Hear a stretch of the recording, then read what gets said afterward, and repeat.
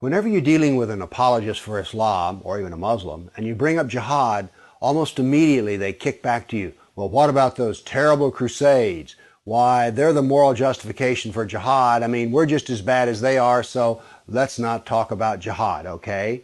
Let's talk about the Crusades. Well, what I would like to talk about here are facts.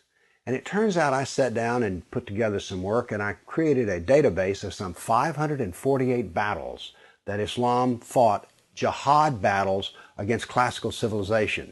And these aren't even all the battles. It really doesn't say much about Africa and India, Afghanistan and all that. It's primarily the battles against the classical civilization of Rome and Greece.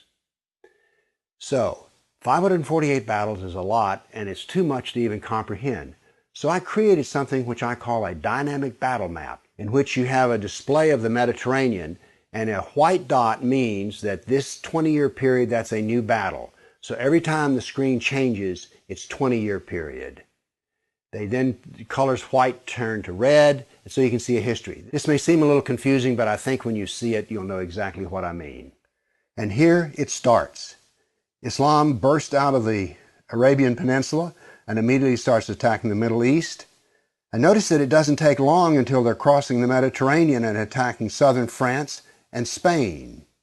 Notice something here. Most people think of Islam, they think of Arabs, they think of desert, and yet here we see that Islam is projecting power throughout the Mediterranean.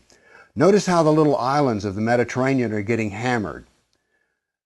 The navy of Islam would attack coastal towns, kill, rob, rape, and then take slaves.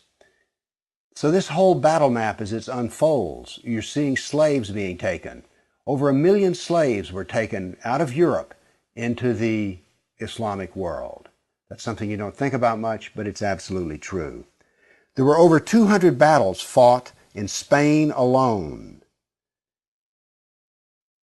And we also see, however, on the east coast in Turkey, that Islam is trying to break into Europe. Now, what's going to happen is, in Spain, this ongoing fight that lasted for 400 years, the Christians are going to push back the Muslims.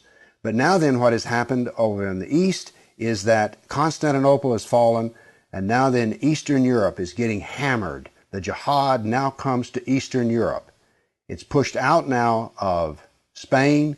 Northern Africa is now completely Islamic. The Middle East is completely Islamic. This is all jihad, relentless jihad. And why is it so relentless? Well, Muhammad was relentless in his jihad. And these people are good students of Islam, and so it's against the kafir, on and on. It was traditional that when the Sultan came to power, the brand new Sultan, he would immediately try to launch new wars, because he was going to be noted in his Islamic history as to how well he fought against the kafir.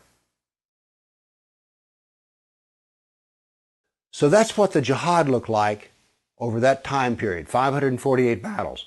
But remember, when you bring up jihad, people want to bring up the Crusades. So I also prepared a dynamic battle map of all the offensive raids of the Crusaders. Let's watch it and make a comparison. And so it begins. The Crusades enter into Turkey and the Middle East. Battles go on, but aren't there far fewer than you thought there might be? And here we go. The last battles are fought, and that is the end of the Crusades. So now then we can talk about some facts. Yes, there were Crusades, but notice they ended centuries ago, and jihad is being practiced today. Jihad has been with us for 1,400 years. There is no comparison between jihad and the Crusades, certainly not a moral comparison. And when you're looking at the Crusades, remember, in one sense, all of the Crusades were defensive wars. Why? Well, as we saw in the first jihad map, it was Islam that came out of Arabia and conquered the Middle East, a Christian Middle East. And so the Crusaders were trying to free their Christian brothers and sisters from jihad. So there's no moral comparison at all. The motivation of the Crusaders was to free Christians.